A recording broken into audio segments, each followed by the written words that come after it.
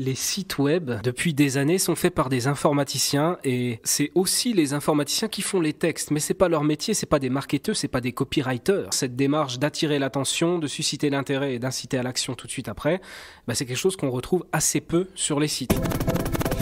Bonjour et bienvenue dans Be My Guest. Je vous emmène à la rencontre de ceux qui font et de ceux qui pensent le digital. Aujourd'hui, nous allons parler marketing avec Blaise Raymondin et Bruno Guyot. Si vous êtes un expert du domaine et que vous connaissez les entrailles de Google Ads et de Facebook, passez peut-être votre chemin. Mais pour tous ceux qui, comme moi, croient que la publicité en ligne, c'est encore un vieux formulaire dans lequel on met un slogan et un lien, écoutez, c'est un métier en pleine mutation, sous l'influence notamment de l'arrivée de l'intelligence artificielle. Be My Guest, présenté par Laurent Haug, en partenariat avec 200 idées et créa, école membre de INSEQ. Bonjour Bruno Guyot. Bonjour Laurent. Bonjour Blaise Raymondin. Bonjour Laurent. Vous êtes une des rares personnes, Blaise Raymondin, que j'entends dire en 2018 « Je suis en train de me faire piquer mon boulot par l'intelligence artificielle ». C'est quoi votre métier et pourquoi est-ce que vous êtes en train de vous faire mettre au chômage ou remplacer par les machines ? Bon, alors je tiendrai d'entrée de jeu à marquer une petite nuance sur votre propos, sur votre questionnement. Je ne prétends pas que l'intelligence artificielle est en train de me piquer mon boulot, mais il est en train de le changer. Et il est vrai que je l'ai déjà vécu avec mon partenaire de travail, Bruno, qui est ici. On le vit déjà au quotidien. Et on est poussé à se réinventer dans notre propre métier par les algorithmes et par ces fameux algorithmes intelligents. Alors ce que vous faites, les deux, c'est du marketing digital. Donc à l'époque, c'est la grande révolution Google au départ, donc le marketing sur les moteurs de recherche. Aujourd'hui, c'est aussi sur les réseaux sociaux et à plein d'endroits. Et donc c'est vrai que la révolution de cette époque, c'était n'importe qui peut faire de la pub. Donc ça a été une sorte de démocratisation de la publicité qui avant était tenue par des médias où c'était très cher, genre la télévision, la radio, les journaux. Aujourd'hui, cette démocratisation est quelque part terminée et donc des professionnels comme vous se retrouvent à créer des campagnes pour des entreprises. Et c'est ça qui est en train d'être automatisé aujourd'hui. Bon, alors, cette démocratisation, elle était partielle, puisque, au vu de la complexité des outils et du domaine en tant que tel, il y a eu une spécialisation qui s'est marquée avec des gens comme nous, qui maîtrisons ces outils. Et ce qui est en train de se passer, c'est que une partie de cette spécialisation est mieux faite par des algorithmes et la puissance de ces algorithmes intelligents. Alors, est-ce qu'on peut être très concret ? Est-ce qu'on peut expliquer que font ces algorithmes et comment ça se passe, cette automatisation, Bruno Guyot ? Ces algorithmes, ils vont nous aider dans la partie ciblage puisqu'ils nous aident à déterminer les meilleures personnes susceptibles de devenir d'accomplir un but que vous vous êtes fixé. Voilà. C'est-à-dire qu'un client va venir vous voir en disant « Moi, j'aimerais que les gens s'abonnent à mon service ». Il y en a d'autres qui vont vous dire « Moi, j'aimerais que les gens achètent mes produits ». Il y en a d'autres qui vont vous dire « J'aimerais juste qu'ils downloadent une brochure ou qu'ils prennent un rendez-vous ». Ça, c'est l'objectif que vous fixe l'annonceur. Et ce que vous dites, c'est que en fait, l'intelligence artificielle va vous aider à déterminer qui est plus à même à répondre, à remplir en fait ce but pour l'annonceur. Voilà, pour faire simple, globalement, l'intelligence artificielle, elle va comprendre qui sont les personnes qui font ça, elle va les analyser et ensuite elle va mettre en place un scoring dynamique en temps réel des personnes qui font des recherches ou qui sont susceptibles de voir une bannière sur Internet et elle va nous assister pour montrer les publicités aux personnes qui ont la plus haute probabilité de faire le but fixé par l'annonceur. C'est ça. Alors on va essayer de décortiquer un peu tout ça parce que j'ai l'habitude de pas toujours comprendre les conversations que j'ai quand je parle avec des physiciens ou avec des gens comme ça qui sont dans des domaines scientifiques très avancés. Je pensais pas que le marketing digital était quelque chose d'aussi complexe. Mais donc, en fait, si je mets un peu des mots simples sur ce que vous dites, c'est que vous allez, et puis bon, on se connaît un petit peu, donc je vous ai vu travailler, vous essayez quelque chose en fait, vous essayez différentes versions de la même publicité, par exemple en changeant l'élément visuel, en changeant le message, et ensuite vous jetez ça un petit peu dans un processus de test où ces dizaines, parfois même centaines de pubs vont se retrouver montrées à des des gens, à des vrais utilisateurs. Et ensuite, le système va regarder qui clique sur les publicités pour donc accomplir le but qui peut être varié, comme je l'ai expliqué avant. Et à partir de là, avec l'intelligence artificielle, on va commencer à avoir des patterns. En fait, c'est ça. On va se dire, tiens, il semblerait que les gens qui cliquent sur cette pub ont plutôt ce profil-là. Ils habitent dans telle ville, ils parlent telle langue, ils ont tel âge. Et à partir de là, vous allez être capable d'aller chercher plus de gens, puisque parmi le pool de milliards d'utilisateurs d'Internet, on va vous dire c'est plutôt ces gens-là qui représentent un réservoir potentiel de business pour les clients. Alors, il y a deux choses. Effectivement, dans l'idée, c'est ça. Il y a deux domaines où l'intelligence artificielle, elle nous aide. C'est exactement ça. On met plein de messages, d'images différentes, on met tout ça dans une boîte. Là, il y a une première intervention de l'intelligence artificielle où elle va analyser les résultats, les clics et détecter quels sont les meilleurs messages. Ça, c'est son premier travail. Et le deuxième travail, c'est effectivement déterminer, analyser qui sont les personnes qui cliquent et qui accomplissent ces objectifs. Et une fois qu'elle a compris ça, elle va enchérir plus cher pour ceux qu'elle pense qui seront plus à même de convertir et moins cher, voire pas du tout, pour celles où elle pense qu'au contraire, c'est pas la bonne cible. Voilà. Donc je vais faire un résumé. Donc si j'ai bien compris, l'intelligence artificielle va intervenir sur deux aspects. Un, c'est ce que dans mon monde on appellerait la curation, c'est-à-dire le choix des messages les plus pertinents. Elle va dire, tiens, il y a cette combinaison de visuels et de textes qui marche le mieux. Donc elle va plutôt sélectionner ça. De l'autre, elle va aller chercher les audiences. Donc en fait, on raffine le message d'un côté. De l'autre, on raffine les gens, les récepteurs de ce message. Et puis ensuite, on accélère la machine en mettant les bons messages et les bonnes personnes ensemble avec plus de budget. C'est ça un peu Blaise Raymondin. Alors c'est à peu près ça. Auparavant, on faisait ce qu'on appelait des tests A et B, c'est-à-dire on envoyait un message et une version autre de ce même message pour tester si à la fin de la journée, l'un était plus performant que l'autre. Mais on est sur une telle quantité de données qu'on n'arrive pas à savoir dans la profondeur de ces données si certains publics cibles, certaines cibles seraient uniquement réceptives au message A et pas du tout au B. Dans quel cas où on aurait choisi arbitrairement que c'est le message B qui est le plus juste, le plus pertinent sur l'ensemble, sur la moyenne générale, on se priverait complètement de la possibilité d'atteindre cette cible spécifique qui ne répond qu'à la cible A. Et ça, ce n'est que des algorithmes très, très puissants, très rapides qui permettent d'aller déceler cette épingle dans la botte de foin de ce big data de données, ce qui est aujourd'hui du domaine du surhumain, j'ai envie de dire, parce qu'aucun humain, aucune équipe, aucun expert n'est capable de traiter autant de données, autant de signaux à la fois. En fait, ce que vous dites va encore plus loin que ce que j'essaie de résumer, donc c'est bien que vous me faites avancer dans ma tête, mais c'est que des fois on va se rendre compte que le message A marche bien avec l'audience A, mais que le message B, s'il ne marche pas du tout avec l'audience A, va marcher avec l'audience B, et du coup en fait on va faire accélérer plusieurs flux, plusieurs combinaisons entre une sélection de messages et une sélection d'audience. Et ce que vous dites, c'est que littéralement des fois vous faites des milliers de combinaisons possibles dans les pubs, donc les pubs qu'on voit, qui sont toujours un lien et un texte, parfois une image, vous faites des milliers de combinaisons. Et ensuite, la machine est capable d'aller en fait fouiller en temps réel, en plus, dans ces datas, ce qu'un être humain ne pourrait pas faire parce qu'on parle de millions de combinaisons présentées à des millions de gens. C'est ça. Et la segmentation, comme on l'appelle en marketing, manuelle, d'aller dire, bon voilà, je vais mettre ce message en face de ce public cible, c'est joli, mais finalement, on se trompe, c'est un biais humain, c'est une présomption humaine d'avoir fait cela, et pourquoi pas essayer tous les croisements possibles entre les messages et les publics cibles, mais là on arrive à une limite encore une fois humaine, où on est vite dépassé, et le temps qu'on ait peut-être mis une fraction de tout cela en place, on sera déjà passé à la suite, le marché aura déjà bougé, parce que le marché évolue, les concurrents évoluent sur ces systèmes-là, et c'est juste pas envisageable aujourd'hui. Donc on va créer de facto aussi un phénomène un peu de black box, c'est-à-dire ce qui est important, c'est l'input créatif que l'on peut mettre au début. On va donner les grands périmètres de ciblage et surtout le but à atteindre par rapport à ce qu'on attend, à ce que le client va attendre.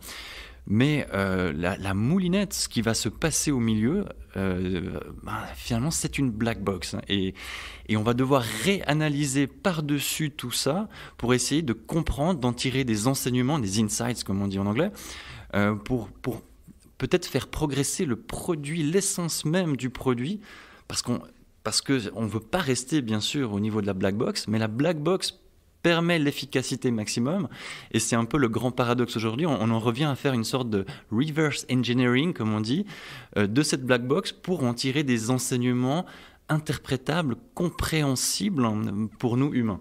La black box, ce que vous dites, c'est que vous jetez comme ça ces messages publicitaires qui sont ensuite confrontés par un algorithme que vous ne contrôlez pas. C'est-à-dire c'est Google, dans ce cas-là, par exemple, qui le fait. Et qu'à la sortie, vous avez des chiffres, on vous dit, tiens, ça marche, mais vous ne savez pas comment on est arrivé à cette conclusion-là. C'est ça un peu la black box. C'est ça la black box. Et en l'occurrence, on parle de Google simplement parce que ce sont les leaders.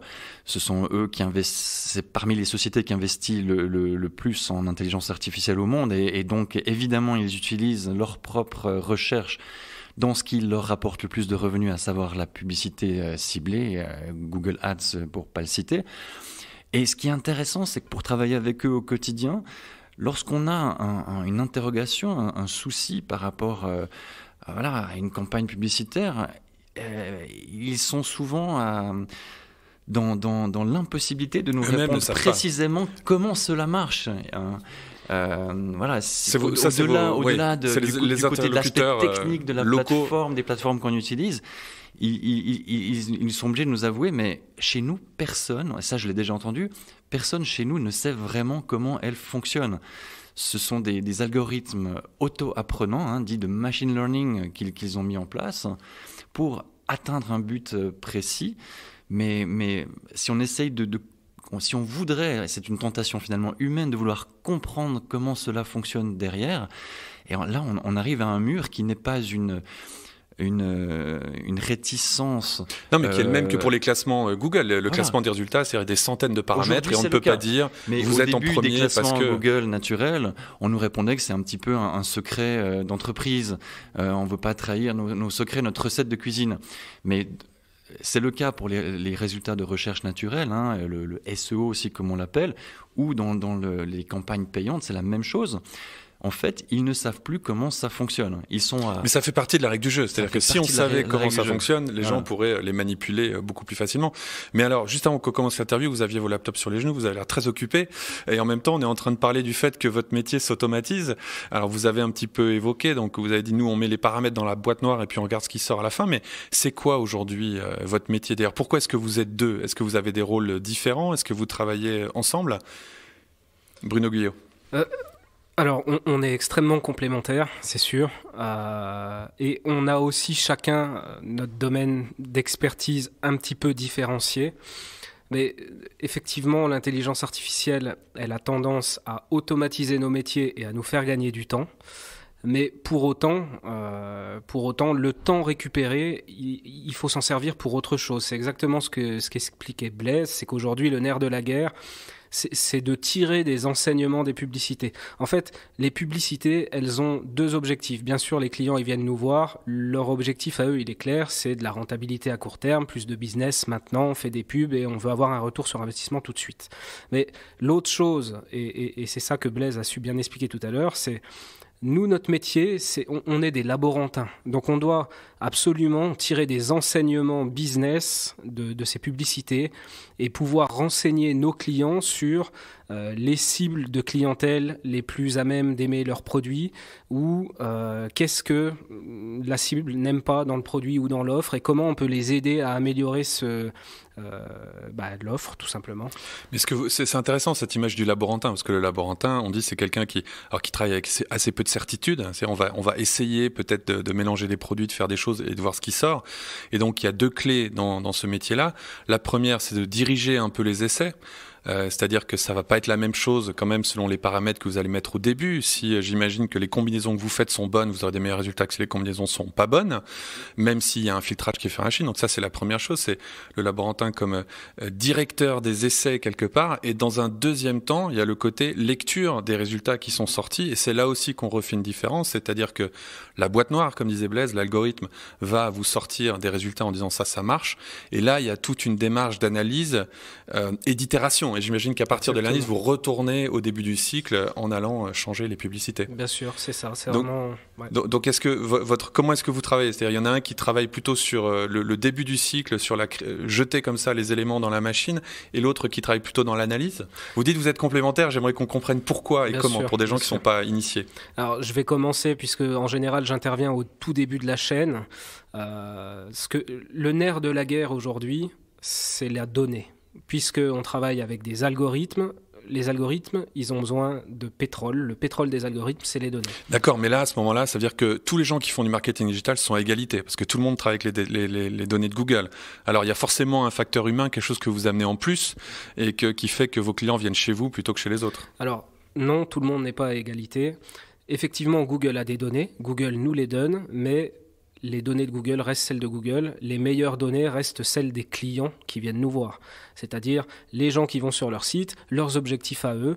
Et là où j'interviens en priorité, c'est sur ce que j'appelle le tracking, c'est-à-dire que je vais mettre en place un système de mesure complet sur le site web de nos clients afin de vraiment mesurer exactement qui réalise des interactions qui ont de la valeur business pour le client. Est-ce que, qui remplit un formulaire de contact, qui fait un achat en ligne.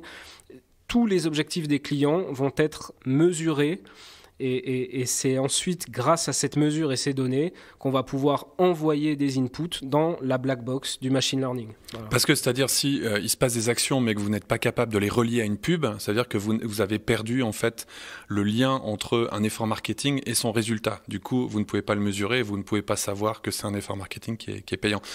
Un des grands mouvements, avant que Blaise réponde sur sa partie, mais un des grands mouvements qu'on voit aujourd'hui, un des grands enjeux, on voit que le retail, par exemple, le monde du commerce, va vers cette synergie online et offline. Un des grands enjeux aujourd'hui, c'est de mesurer ce que fait le client dans la vie, ouvrons les guillemets, réelle.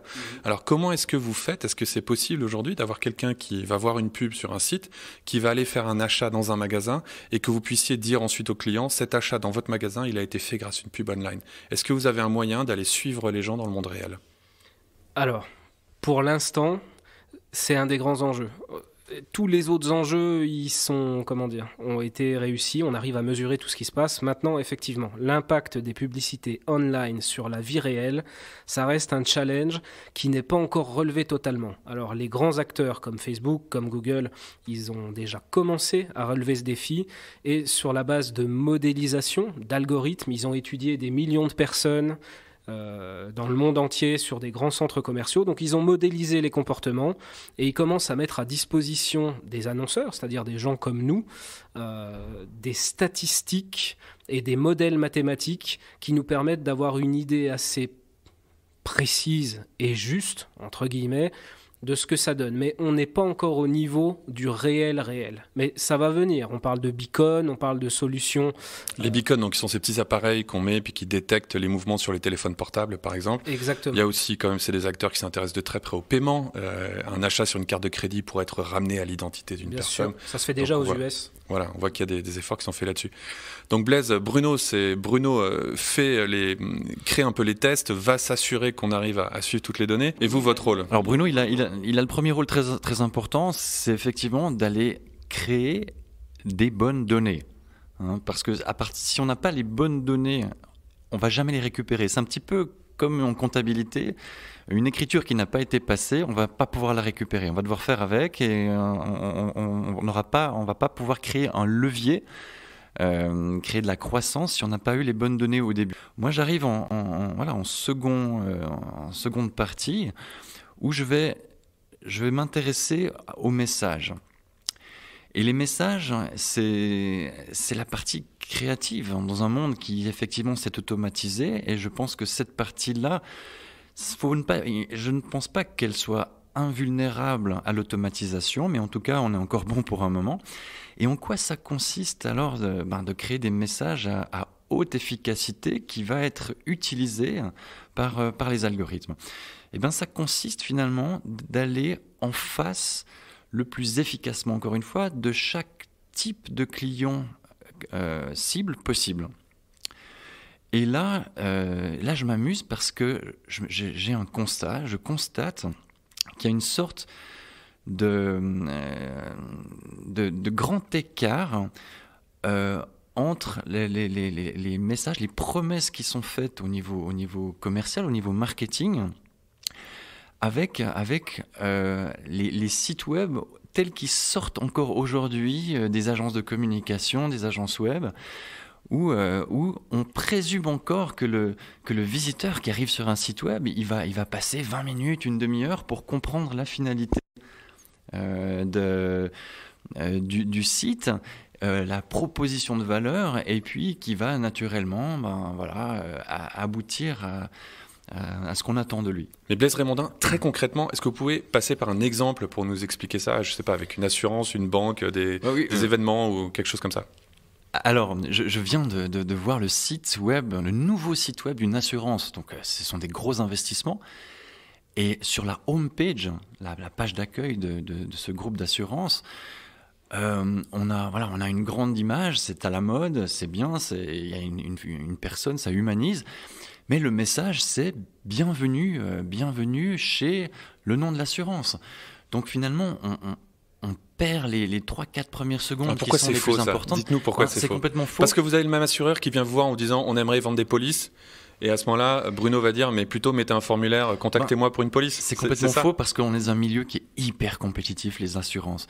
Et il faut se mettre à la place de l'internaute qui a un besoin, qu'il a exprimé sur Google et qui sait déjà qu'il doit considérer une vingtaine des concurrents de ce client-là.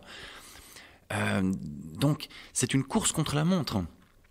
Si dans les 2-3 premières secondes, je ne suis pas certain que je suis à la bonne adresse chez cet assureur-là, j'ai déjà la propension j'ai les autres qui m'attendent. Je suis déjà donc là, votre message, le conseil que vous allez donner à un client comme ça va être quoi? Alors, vous allez lui dire, là, vous avez quelqu'un qui est arrivé en disant, je cherche une assurance auto, c'est tout de suite, nous avons le meilleur prix sur l'assurance auto. Alors, c'est déjà d'appeler un chat, d'aller à l'essentiel, de ne pas manquer que c'est le roi des assurances auto dans les tout premiers mots sur son site, en évidence. Ça paraît stupide, mais j'ai l'impression qu'on manque aujourd'hui ce que j'appelle le positionnement à l'ère du client connecté. Le client connecté, c'est pas il y a 30 ans, c'est pas ma mère il y a 30 ans qui allait s'installer derrière son ordinateur après une connexion modem et puis qui allait passer l'après-midi pour chercher une assurance. 3615 assurance auto. Voilà.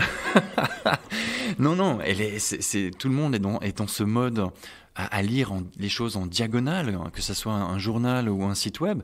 Alors, on peut bien sûr trouver ça triste, on peut trouver ça affligeant, tout ce qu'on veut, mais c'est un fait, et nous, on est... Et ce que vous dites, en fait, c'est qu'il y a un décalage dans le mode de pensée. Je vais essayer de résumer. C'est qu'en fait, l'annonceur, je me dis, les gens sont chez moi, je vais leur mettre ma marque devant, ma photo que j'aimerais bien qu'ils voient, je vais leur dire ma tagline et tout. Et en fait, ce que vous dites, vous, c'est que le client, il est devant son smartphone dans le bus en disant, il est où mon prix, quoi. Et alors, du coup, votre rôle, c'est d'éduquer... Dans les 2-3 premières secondes, on doit capturer l'attention. On est dans une guerre de l'attention, l'économie de l'attention, comme on l'appelle aussi. Mais alors comment est-ce qu'on fait s'il y a quelqu'un qui arrive? Comment est-ce que je fais ma homepage? Là, je vais vraiment faire l'avocat du diable ou le candide, mais je vends des assurances auto, je vends des assurances ménage. Comment je fais pour avoir, dans 3 secondes, répondre aux besoins de clients qui arrivent peut-être avec des objectifs différents? Alors, dans les 3 premières secondes, il doit avoir la certitude d'être au bon endroit. Bêtement que vous êtes dans les assurances auto, qu'il est bien chez un assureur auto. Ça va lui donner un influx supplémentaire. J'aime bien le parallèle avec les jeux vidéo. Dans un jeu vidéo, quand on a réussi quelque chose, on a un bonus de temps. Et bien en fait, ça va donner à l'internaute un bonus de 30 secondes, ce que j'appelle la considération. C'est-à-dire que... Avant de nouveau se demander s'il est au bon endroit, on a quelques secondes dans lesquelles on peut lui passer un message un peu plus long. C'est ça. Parce qu'on l'a rassuré qu'il est arrivé au bon endroit. Absolument. Si les 3 premières secondes sont gagnées, vous avez un bonus de 30 secondes où là, c'est la considération. Il va vous considérer. Il sait qu'il y a encore d'autres à aller voir, mais vous avez 30 secondes là pour mettre la balle au fond des filets, pour parler football. Et pendant ces 30 secondes-là, eh ben, vous devez à ce moment-là vous différencier. On est dans les b.a.-ba du marketing, mais qui ont été un petit peu oubliés, peut-être par un marketing qui est d'abord fait par des informaticiens depuis 20 ans. Et vous allez marquer la différence dans ces 30 secondes, cette minute supplémentaire, pour aller au plus vite cette fois-ci vers un objectif à atteindre, qui est parfois une vente, mais qui est le plus souvent ce qu'on appelle un lead commercial, c'est-à-dire sortir ce visiteur du bois, de son anonymat. Et le mettre en face d'un vendeur ou d'une vendeuse. L'anonymat, ce sont que des coûts pour l'annonceur, parce qu'il a payé pour que cette personne vienne, mais ce qu'on veut, c'est qu'elle sorte de son anonymat, et là, ça a de la valeur.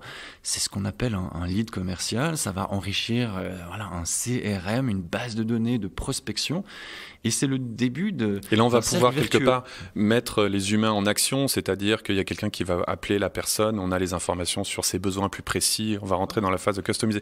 J'ai l'impression, est-ce que je me trompe si je dis que vous êtes ces consultants un peu frustrants, c'est-à-dire que vous n'avez pas de solution magique et j'ai un client qui va venir vous voir en disant faites-moi une pub en pensant que c'est juste un banner. Vous allez dire non mais attendez, d'abord il va falloir qu'on travaille votre démarche commerciale, il va falloir qu'on travaille la façon dont vous communiquez, et en fait vous êtes obligé d'expliquer aux gens que c'est pas si simple. C'est Bruno ça. Guyot. C'est ça, non mais c'est ça, c'est souvent un peu frustrant. Les clients nous prennent souvent pour des magiciens. On va mettre du budget, on va faire de la pub et puis ça va décoller. Mais effectivement, comme l'explique Blaise, et je pense que son analyse elle est très juste. À une époque, la vente, on connaît les modèles AIDA, attirer l'attention, ensuite susciter l'intérêt et puis inciter à l'action. Mais c'est vrai que les sites web, depuis des années, sont faits par des informaticiens et malheureusement, c'est un constat qu'on a, c'est que c'est aussi les informaticiens qui font les textes, mais c'est pas leur métier, c'est pas des marketeurs, c'est pas des copywriters. Et effectivement, cette démarche d'attirer l'attention, de susciter l'intérêt et d'inciter à l'action tout de suite après, c'est quelque chose qu'on retrouve assez peu sur les sites. Donc notre premier job, c'est aussi ça.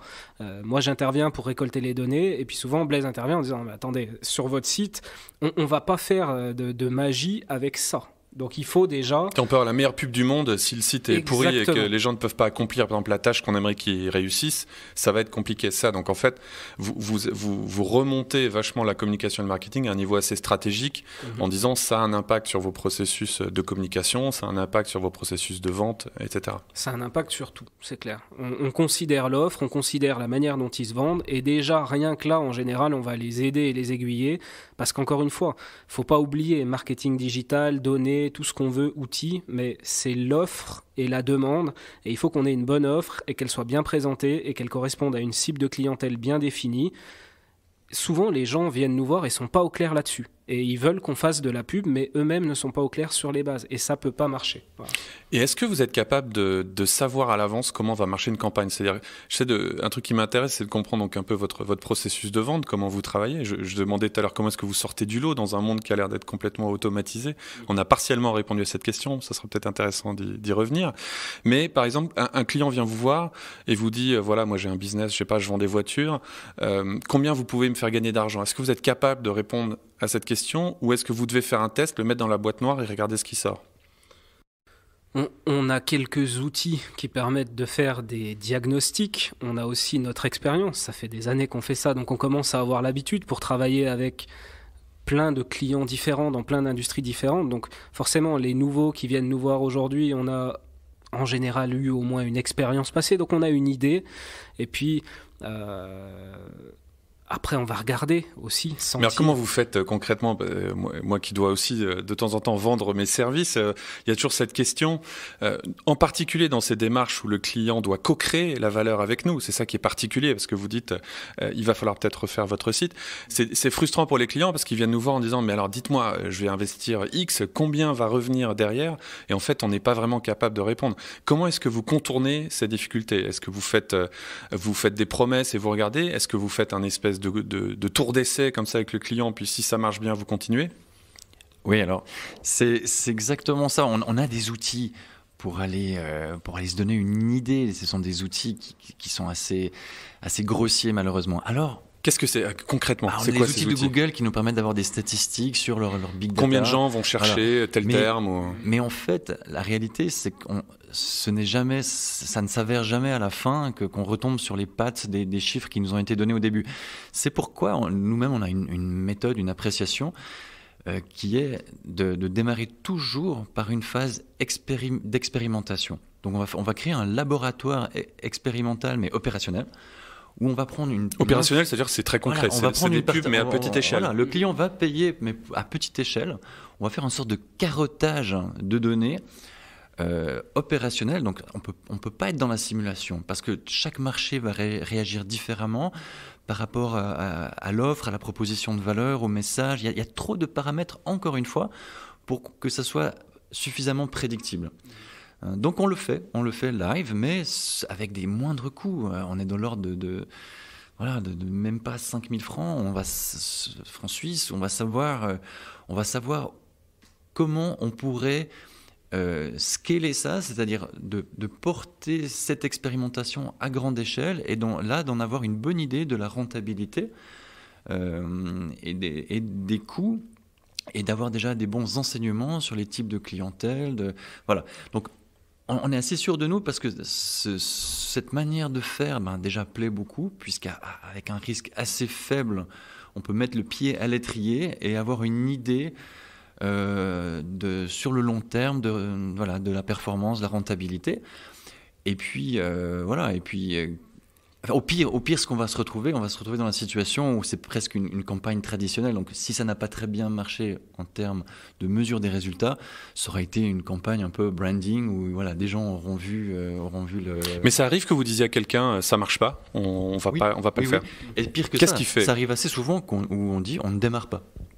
Et alors pourquoi ? C'est des produits qui se vendent pas sur Internet. Je sais pas, j'imagine peut-être des Ferrari à 500 000 francs. Peut-être que ça se vend pas sur Internet. Enfin, c'est ce genre de truc où il n'y a pas assez de gens que ça intéresse. Alors déjà, c'est vrai qu'on a beaucoup d'entrepreneurs qui viennent nous voir et il y a une partie de subjectivité, mais il y a notre expérience où assez souvent on va dire non, votre projet il est pas assez mature. Votre produit, on ne le dit pas ainsi, mais on sent parfois la lubie, une forme de lubie derrière le projet, ou alors un manque de maturité, qu'elle soit dans le produit ou dans sa présentation, comme je l'ai dit auparavant. Parfois, le positionnement, il mérite d'être retravaillé avant qu'on puisse démarrer. Donc, nous, on a un mode de fonctionnement qui est assez moderne, où notre propre rémunération est au résultat.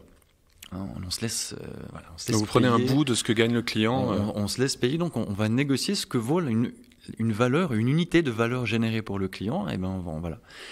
Et dans cette phase expérimentale, ça nous permet aussi de jauger le potentiel pour nous comme pour le client. Pour voir en fait si le client est intéressant pour vous. C'est ça, pour tout le monde. Autant pour le client de savoir si la pub est intéressante pour lui. On s'aligne à ses propres intérêts pour co-créer de la valeur ensemble. Et donc au final, on prend une part de risque au début, mais qui est aussi infime, comme pour le client. Et par contre, si on sent que le jeu n'en vaut pas du tout la chandelle, on ne va pas se mouiller. Mais ça, c'est très étonnant, parce que moi, à mon âge qui commence à être un peu avancé, on venait d'un monde de publicité en fait où c'était infini, c'est-à-dire on faisait une pub télé et puis si on voulait toucher 2 fois plus de gens, on allait voir la chaîne suivante qui avait le double de l'audience et puis on mettait la pub et puis les résultats faisaient x2. En gros, c'était un peu indexé sur l'investissement. En tout cas, c'était la mentalité qu'on avait, c'est que les plateformes pour faire de la pub étaient une ressource infinie. Il y aurait toujours un endroit où on pourrait faire sa pub et ça aurait des résultats. Un truc qui m'a beaucoup étonné dans mon expérience personnelle, un peu en étant au conseil d'administration de start-up, c'est que des fois on arrivait au bout du réservoir et on nous disait non, là pour ce produit-là on a fait de la pub et on ne trouvera plus d'audience qui nous donnera les mêmes résultats parce que il y a plus de gens qui correspondent à ce profil. Et donc c'est étonnant finalement parce que on imagine qu'Internet a quelque part globalisé la pub et qu'on est sur un réservoir infini et en fait c'est l'inverse. C'est que comme on est capable d'aller très précisément sur des segments, on voit que les segments sont limités.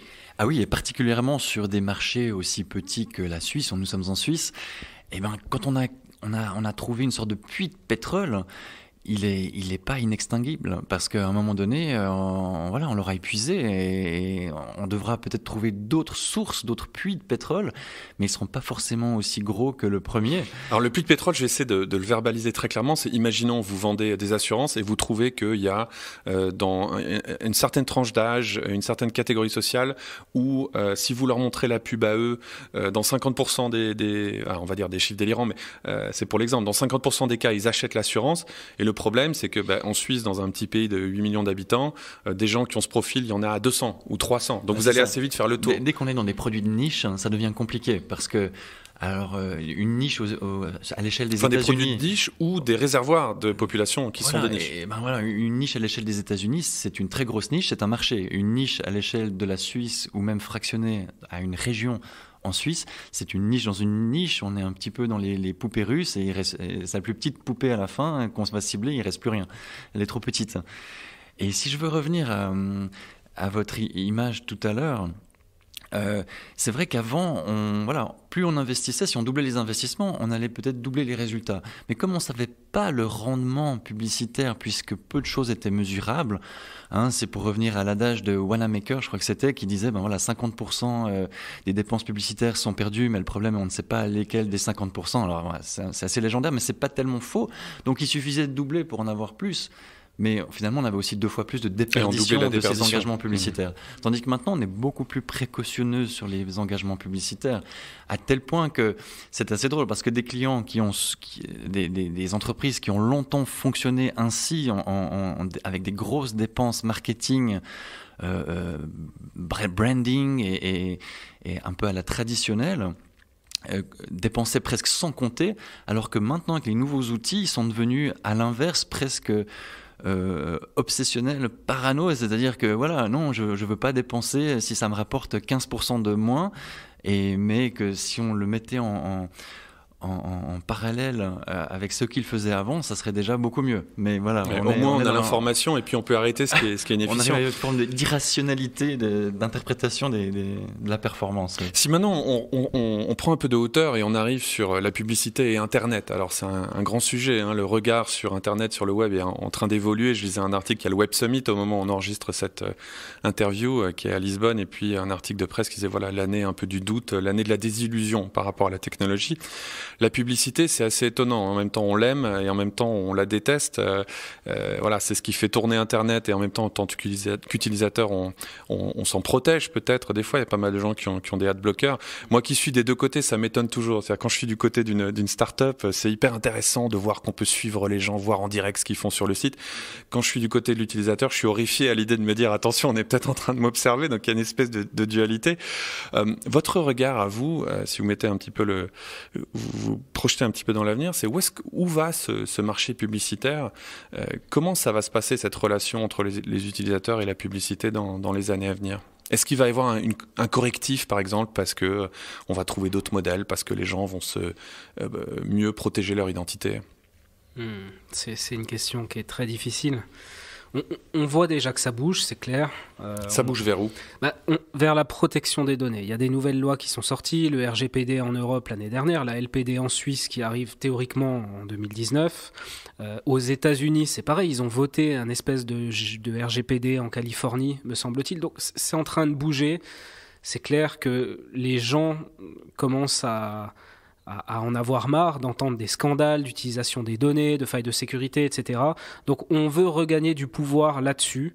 Et pour le peuple, pour les gens, regagner du pouvoir là-dessus, c'est aussi pour nous, publicitaires, nous enlever un peu de pouvoir, ou en tout cas nous encadrer un peu plus.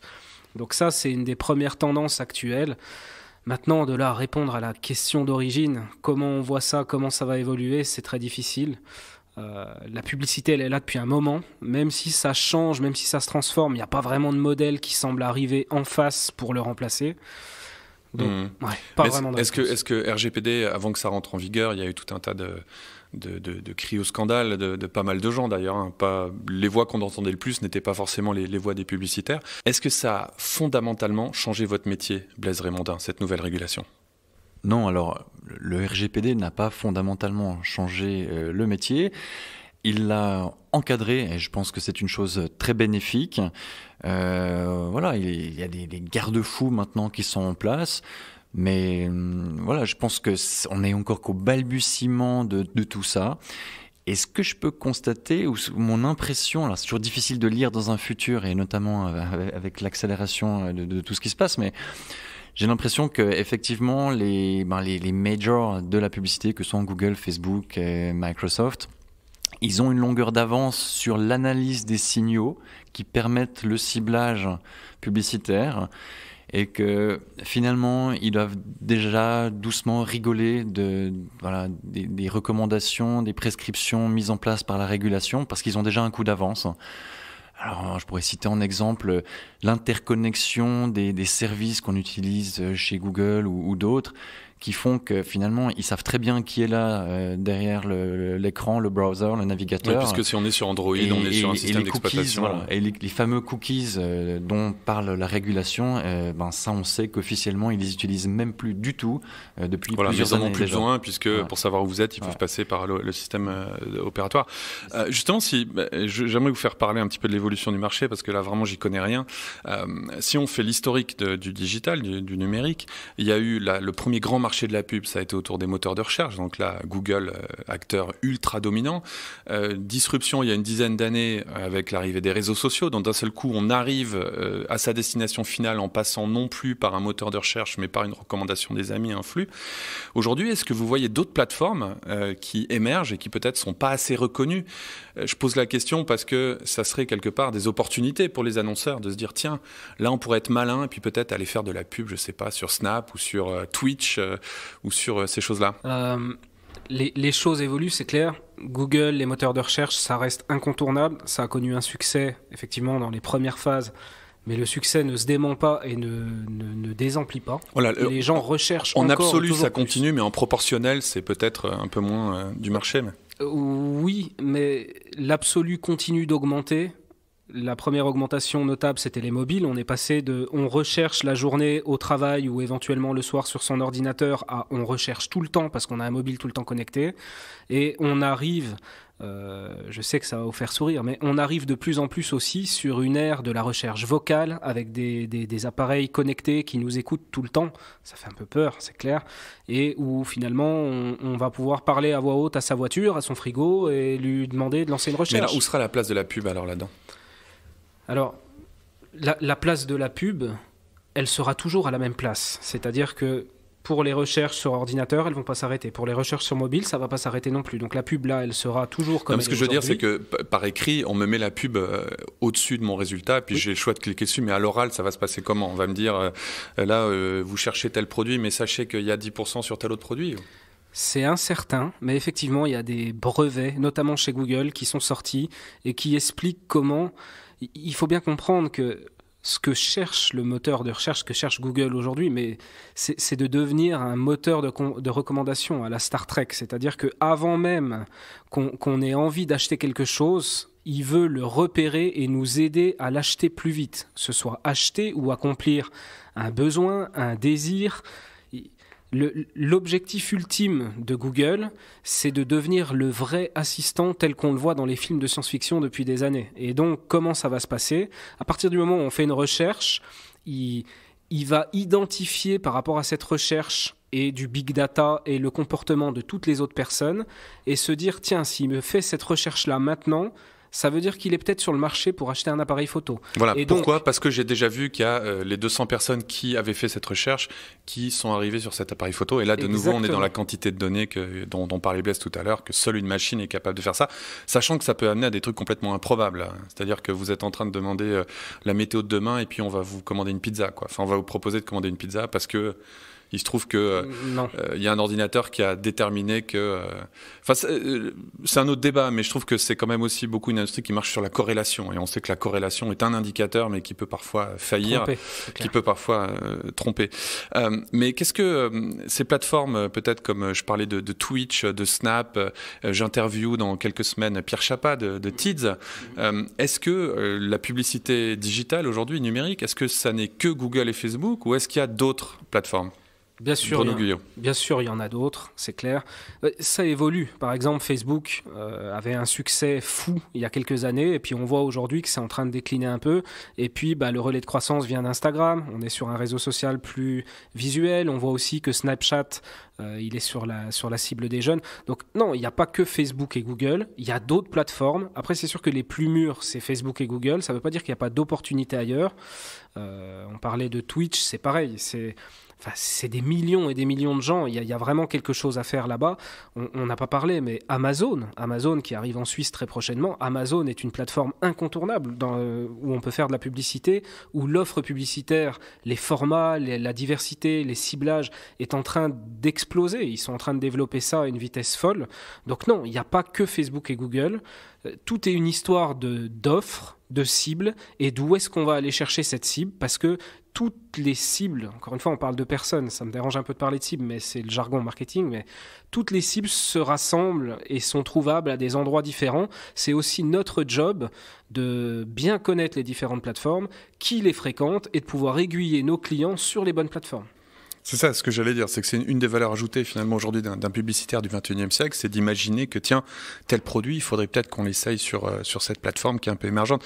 Blaise Raymondin, si je suis un annonceur et que j'ai envie d'être un peu malin et de payer ma pub un peu moins cher, d'être moins en compète que sur le mot-clé banque sur Google, où est-ce que je vais aujourd'hui ? Il faut faire de la veille, il faut être un petit peu effectivement innovatif dans le domaine publicitaire même et faire des essais. C'est la beauté même du marketing digital, c'est de pouvoir essayer plein de trucs à faible coût. Laurent, savez-vous quelle est l'application la plus téléchargée en ce moment devant Facebook, devant Instagram ? Fortnite. Non, c'est un truc qui s'appelle TikTok. C'est une application, un réseau social de vidéos pour les adolescents qui est en train de faire une razzia sur le monde entier. Et qui est fondée par une boîte chinoise. Ouais. C'est juste alors, j'ai juste essayé pour l'instant du coin de l'œil et c'est vrai que je me suis bien amusé à voir ce que font les gamins. C'est hyper créatif. Et là, on se dit, c'est un nouvel univers qui s'ouvre pour les marques. Encore une fois, c'est un pari. Le pari Snapchat a plutôt l'air raté à mon avis jusqu'à présent. Mais c'était normal d'y croire. Ceux qui avaient parié au tout début de Google AdWords dans les années 2000, je pense qu'ils ont fait des sacrés cartons pour leur propre business. Le fait d'être tout seul sur un marché alors que les clics sont mis en compétition sont aux enchères. Donc voilà, les premiers qui seront sur TikTok avec quelque chose d'intelligent. Je ne sais pas encore de quelle manière va être monétisée pour les annonceurs cette plateforme, mais ça viendra de toute façon. Je vais essayer de résumer un petit peu ce qu'on a dit, parce que donc une des questions que je me posais, c'est après avoir vu votre conférence, Blaise, où vous disiez je suis en train de me faire remplacer par une intelligence artificielle. Je vais essayer de séparer un petit peu dans ce marketing digital de 2018 ce qui se passe, ce qui est géré par la machine et ce qui est géré par l'humain. Donc si j'ai bien compris, là où vous, en tant que marketeurs digitaux du 21e siècle, vous faites la différence, c'est de par votre connaissance des plateformes, donc un peu les terrains sur lesquels on va aller jouer, puisqu'on ne sait pas ce qui va ressortir, et puis on peut pas non plus quand même, malgré la flexibilité, aller essayer toutes les plateformes. Je veux dire, chaque plateforme a besoin de ses formats, il faut rentrer les messages, ouvrir des comptes, payer, etc. Mais donc il y a cette idée de à quel endroit se trouvent les audiences potentielles. Ensuite, il y a un deuxième métier qui va être celui de designer les expérimentations, de dire pour cette plateforme-là, voilà le message qu'on voudrait, qui a une chance de passer, et voilà les gens qui ont une chance d'y répondre. Et ensuite, tout ça, ça va tourner. Ce sont des hypothèses. Ensuite, il y a toute la notion d'aller recoudre en fait toutes les traces laissées par le client à travers les plateformes, par l'utilisateur final, à travers les plateformes du client. C'est-à-dire de dire au client qui vient vous voir pour faire sa pub, on va relier votre page Facebook avec votre site internet. Sur votre site internet, on va créer des flux en fait qui correspondent à vos objectifs. Vous voulez que les gens achètent une assurance de type X, une assurance de type Y. À la fin du processus, vous allez mettre des marqueurs en fait pour voir que quelqu'un est parti de la page Facebook pour aller sur le site et qu'il a fini par acheter l'assurance, et que donc ce cheminement est un cheminement qui est efficace. Et une des dernières actions que vous allez faire vous, donc on a compris qu'il y a la boîte noire au milieu, comme vous l'appelez, qui va être celle de Facebook, de Google ou de la plateforme publicitaire. Et à la fin, en fait, encore une autre valeur ajoutée que vous allez avoir, c'est cette partie analyse de dire, tiens, là, on a trouvé un cheminement qui est intéressant. Là, ça correspond à un réservoir de population qui est beaucoup plus grand et qu'on va pouvoir exploiter. Donc, mettons plus de budget ici. Enlevons du budget à tel autre endroit parce que ça marche pas. Donc, j'essaye un peu de résumer. Ça, c'est vraiment aujourd'hui les métiers des marketeurs du 21e siècle. Oui, tout à fait. Et au final, le verdict peut être assez cruel pour l'annonceur qui se rendra compte que non, son produit il n'y a pas de preneur pour son produit à l'heure actuelle. Ça peut être une grande désillusion, en quelque sorte, qui va remettre en question jusqu'à l'essence même du produit, mais tant mieux quelque part. Absolument. Vous ramenez le client dans l'équation, le client étant le grand oublié en général des entreprises. Donc finalement, Blaise Raymondin, Bruno Guyot, en un mot, c'est quoi être un marketeur au XXIe siècle ? C'est un petit peu être un précurseur de quelque chose qui va arriver, je pense, pour de nombreux métiers. Donc c'est un alchimiste un peu. C'est ce que j'appelle un dresseur d'intelligence artificielle. C'est-à-dire, il y a un input, il y a un output, au milieu, il y a une boîte noire, mais on peut dresser pour que tout cela se passe au mieux et soit reproductible dans le temps, scalable, comme on dit, c'est-à-dire qu'on puisse le mettre à l'échelle. Et voilà, donc c'est un peu un nouveau rôle qu'on endosse, et c'est vrai que je pense que de nombreux métiers vont voir ça venir. Pense aux comptables, les juristes, jusqu'aux avocats, les médecins, beaucoup de domaines où... En fait, on gère l'entrée et la sortie d'un processus automatisé, quoi. Et c'est ça notre rôle d'humain, c'est de mettre ce qui rentre et puis de voir ce qui sort. Mais s'assurer tout au long du voyage d'être là en mode de supervision intelligente, avec l'intelligence humaine, ce qui fait notre différenciation, pour que l'intelligence artificielle reste sur les rails de ce qu'on l'attend et qu'elle est bien sur la voie du but qu'on lui a fixé. Donc on est plutôt sur une complémentarité qu'un remplacement. Et vous, Bruno, si les data, c'est le nouveau pétrole, c'est quoi votre métier ? Je suis chercheur d'or. Chercheur d'or noir. Chercheur d'or noir, exactement, chercheur de pétrole. Non, pour compléter ce que dit Blaise, c'est tout à fait ça. Moi, je vois ça comme un chemin, un tunnel. Le premier, c'est chercheur d'or. Quelles sont les données qu'il va falloir qu'on envoie dans cette boîte noire, le input, quel est-il ? Donc là, ça nécessite de comprendre les besoins du client, ses objectifs. Qu'est-ce qu'on a comme ressources aujourd'hui ? Pour moi, une ressource, ça va être de la vidéo, ça va être du site web. Quelles sont les ressources qu'on a ? Et puis de mettre en place un système de tracking qui va générer l'input pour la black box. Ensuite, comme le dit très bien Blaise, on devient dresseur d'intelligence artificielle, on devient superviseur, on doit s'assurer qu'elle a la bonne direction et s'assurer qu'elle dévie pas, ça c'est très important. Et puis la dernière phase, on est analyste parce qu'on doit comprendre et on doit conseiller nos clients au mieux en disant ok, ton offre elle va pas, mais si on fait ça, ça va aller beaucoup mieux, ou alors le ciblage là il va pas, pourquoi on n'essaierait pas de cibler ceux-là ?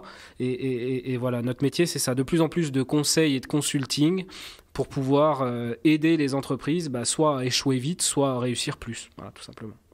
Un dernier mot, c'est quoi l'adblocker que vous recommandez, Blaise Raymondin ? J'en utilise plus parce que j'en ai utilisé pendant une période, je crois que c'était Ghostery. La raison pour laquelle j'utilisais, c'est qu'effectivement, les publicités étaient envahissantes. J'ai arrêté de le faire à une période où je voulais mieux ressentir l'expérience d'un vrai utilisateur, parce qu'il y avait aussi un côté paradoxal avec mon métier, que j'assume aujourd'hui avec le recul. Mais je l'utilise plus parce que je pense que la publicité n'est plus envahissante comme elle l'a pu être à une certaine époque où il y avait des pop-up dans tous les sens. Je pense qu'on est arrivé un peu à l'âge de raison de tout ça et que finalement la publicité qui est aussi super ciblée, elle m'intéresse. Moi, je suis assez preneur et assez voilà. Après, c'est une question plus personnelle sur ses capacités de résistance face à la sollicitation commerciale. Et vous, Bruno Guyot ? Moi, je recommande AdBlock Plus. Non, j'ai effectivement un adblocker. J'ai un adblocker global et puis j'ai un adblocker spécifique pour YouTube aussi. Je trouve malheureusement, pourtant je fais ce métier, mais que les publicités ne sont pas encore assez ciblées. Et je déteste qu'on me dérange avec des sollicitations qui ne me regardent pas. Ça m'insupporte vraiment et c'est un contraste très marqué avec mon métier. C'est aussi pour ça qu'on essaye de faire en sorte que nos pubs à nous soient ciblées sur les bonnes populations. Mais oui, finalement, il y a quelque chose d'assez darwinien dans la pub, c'est-à-dire une pub dérangeante et pas bonne va mourir d'elle-même parce que les gens elle va déranger l'utilisateur et elle va être rejetée. Et les algorithmes et l'intelligence artificielle, ils interviennent aussi à ce moment-là, c'est-à-dire qu'on diffuse une pub à une audience.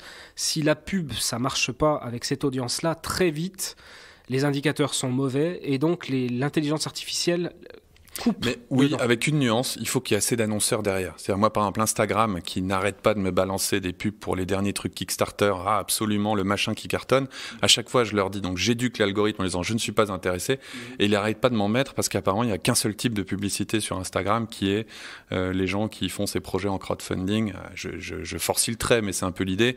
Alors que c'est vrai que j'imagine avec la masse d'un Google et d'un Facebook, ils arrivent assez vite à se dire bon, on va mettre un autre type d'annonce. Donc c'est intéressant. Il y a une autre loi de la nature là, c'est que le réservoir de publicité n'est lui non plus pas complètement infini. Merci Bruno Guyot. Merci Laurent. Merci Blaise Raymondin. Merci Laurent. Merci d'avoir écouté Be My Guest. Je vous retrouve dans 2 semaines avec Stéphana Broadbent, qui est anthropologue, avec elle nous allons parler du travail au XXIe siècle. C'était Be My Guest, présenté par Laurent Haug, en partenariat avec 200 idées et créa, école membre de INSECU.